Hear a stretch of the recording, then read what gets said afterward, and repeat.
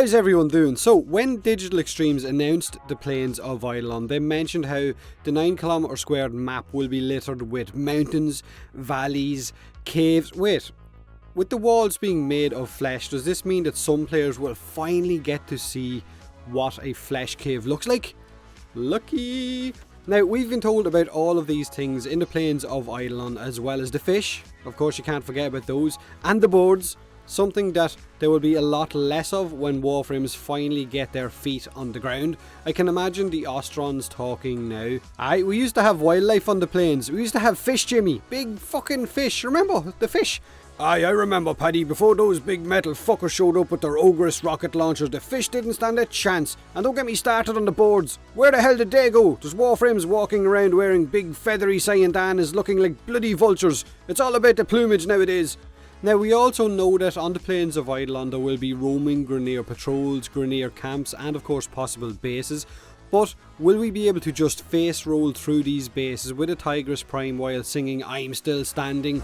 Don't you know I'm still standing better than I ever did? Or will those camps or bases be a little bit harder for us to liberate? Now, Steve tweeted out a small bit of footage yesterday showing off the security of one of these Grineer bases, and that shit looks bloody crazy. There is of course your standard Grineer minigun turret shooting at Steve in the footage, but there's also mortar rounds. Those pretty looking fireworks aren't fireworks, so don't stop to admire them. Oh, look pretty. It's Grineer mortar rounds that will blow your metal ass back onto your Lyset.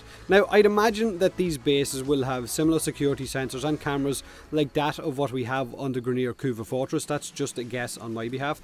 And once triggered, it will call in reinforcements and of course activate these guns and mortars. But it will be interesting to see how many reinforcements will actually arrive. Will they arrive by a dropship, which would be really cool, or will they just spawn in? Will we be able to destroy these mortar cannons and turrets as well, and will they respawn if we do? Will we be able to level weapons fast in some of these bases due to the enemy respawn rate if there is an alarm active? Will we be able to farm resources faster as well because of this? Time will tell. There's just so many questions to be answered in regards to the Plains of Eidolon. Hopefully the next dev stream will give us a lot more clarity, so make sure and tune into that on the 28th of this month. Now, in the footage that Steve showed off also, it was nighttime, and I have to say that visually it looks fantastic. The lighting looks really good.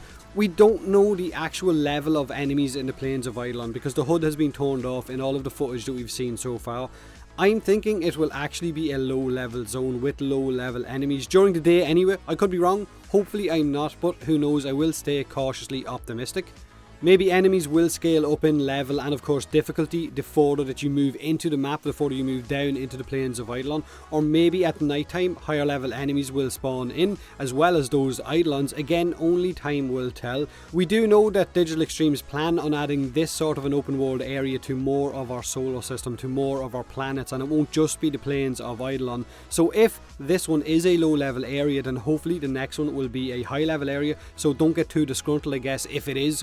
So let me know in the comment section below what you hope for when it comes to these bases and of course the level of these Grineer enemies on the Plains of Eidolon. Will these mortar rounds pose much of a threat for you and your squad, or are you just going to face roll clean through all of these camps?